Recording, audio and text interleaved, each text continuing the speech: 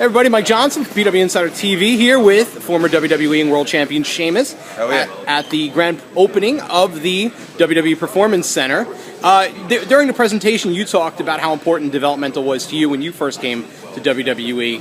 How much different do you think your development might have been, and obviously you've done very well, had you walked into this facility as opposed to what was going down in Tampa? Well, first of all, I have to say that you know, I'm very, very jealous of the NXT superstars and divas, because when I came to America, well, just under 6 years ago, FCW itself was just basically a warehouse and overflow for cans of peas and carrots or whatever you can think of for a supermarket.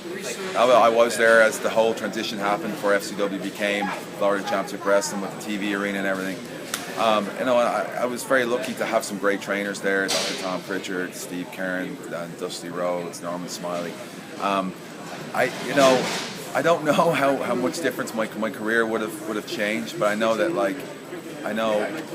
any weakness or any form or anything that we needed to do is covered here. I mean, like, the scope and range we had in FCW was literally in-ring performance. Obviously, we had promos as well. Opportunity promos with Dusty and character development, as they call them. But like right here, I mean, like, you know, you were limited to a certain amount of rings. Now we got 7 rings here. You got a state-of-the-art ring, which is set up particularly for high impact and high top rope maneuvers. You've got a class doctor facility and trainers facility. You got a whole strength and conditioning area here, world class weight area. And of course, you got great areas for character development. You know, as I said, I'm very, very jealous of this whole facility, but I think it really is unbelievable. I do have goosebumps from looking at this place and walking around it, because this is like it's like in a whole nother level, fella. It's like whatever I did in FCW, this is world class. And I know that right now that every talent in here has no excuse for not having all the tools to be successful at the next level of Raw, SmackDown, Wrestlemania. Well, you've had your Wrestlemania moments. Let's go back to a moment a lot of people weren't privy to. When you first got on the plane to come to America for the first time, what was that like, knowing that you're leaving Ireland, you're coming here to work for WWE? Yeah, I didn't really know what to expect. You know, like, I've been to a couple of tryouts with WWE. I flew myself over to the UK. Actually, the one time I did get signed, they told me that the UK was full, so I flew myself over to Milan. This is obviously between working 2 jobs as well. Trying to get time off as well, it was pretty difficult. But I got myself to Milan to try. I had a match with Jimmy Wang Yang. They liked what they saw, the potential there. Then I went back to England. And when I got my developmental contract, you're not really thinking of developmental. You're kind of thinking, all you're thinking of is, I'll go developmental, and I'll try and get to the main roster as quickly as possible. But like I said earlier on, you need to learn how to walk before you can run. And I really realized how important developmental is to you know, setting you up for your future and the rest of your career. And I think, you know, when I was flying over, I didn't know what to expect. I knew I put a great job. I knew I wouldn't be seeing much of my family. I just bought a house 2 years ago. I was leaving that behind and hoping someone would rent it.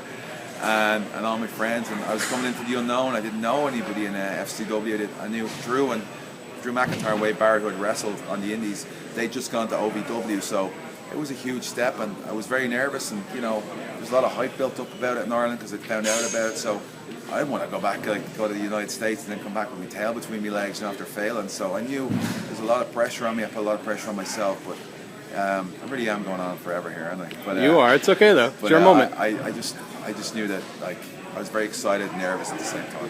I want to ask you about when you finally got your WrestleMania moment. You had the 18-second match against Daniel Bryan. Oh, I had the Triple H. That's true, but I think the Daniel Bryan moment is kind of like the one that everyone kind of remembers at this moment. Going out in Orlando, and we're in Orlando now, Bryan had a lot of momentum behind him, and WrestleMania is like the highest concentration of the most diehard wrestling fans there are. So you beat him in 18 seconds. What is your reaction when you hear that crowd literally losing their mind? Well, the whole build of the story behind all that as well too was, like, first of all, we opened the show Wrestlemania. The week before in Raw, Bryan had used AJ to beat me in a tag match, I believe it was. And I know that, like, walking out there, you know, I've been 2 years, because me and Bryan had done the WrestleMania 27. We were in the dark match, and still at that time, that lumberjack thing that turned into the Battle Royal, which both of us were really disappointed about. But I remember going out there and I'm thinking, like, 27, people were still coming into their seats. So the stadium wasn't full at that time. People were still coming in, and you know, it really was kind of for me and Bryan a low point. And I remember after that match just talking to each other and saying that we're going to bounce back from this and we're going to, like, you know, prove them wrong. Mania 28, when we walked out there, it was incredible seeing, just walking out the atmosphere of WrestleMania, kicking off WrestleMania. And I remember being in the ring and just seeing just people everywhere. I saw my family in the front row, which I flew them from Ireland, so it was a very proud moment for me. And of course, I got to get to the bar very quickly. I went to the rest of the show with a couple of pints. Always a good time then. Always a good time having a few pints, watching WrestleMania, watching The Undertaker and Triple H and tear it up there. And you know, I have to say it definitely was a great experience. As we record this, Money in the Bank's a couple of days away. You know, we all know what the physical toll that goes into a match like that, or the Elimination Chamber. How much of a mental toll does a match like that take on you?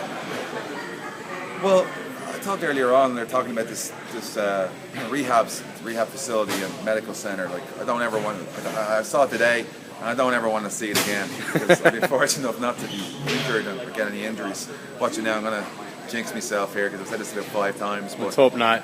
I hope not, right? Fingers crossed. But touch wood. But I think that,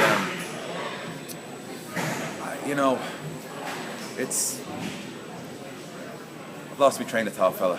I really have. Mental toll. Mental toll. Big matches. That's already getting mental toll here. Those type of matches to me are always grueling. I mean, you have to remember going into those matches that you don't get hurt, you know, and you can't think about getting hurt, because when you start thinking about getting hurt, that's when most of the injuries happen. But you still know there's going to be ladders flying all over the place. There's going to be a red briefcase hanging up over the middle of the ring, and 6 fellas beating the lumps out of each other to try and get an opportunity to become WWE champion again. So I'm just going to go in there. I'm not graceful, as everyone knows. Not the most graceful, especially on the ladder. You want to see a couple of painting jobs I did back when I was a teenager. I spent more time falling on the ground than going up the ladder. There was more paint on me than there was in the houses. But I'll definitely go out there with a positive attitude, and if anyone gets in my way and I have a ladder in my hands, I won't be afraid to use it. They might be the ones going to the rehab center. Maybe. Well, Sheamus, thank you so much for your time. We'll see you Sunday at Money in the Bank, and thank you for talking to us about the grand opening of the Performance Center. Hey, thanks for the interview. Appreciate it, fella. Thank you.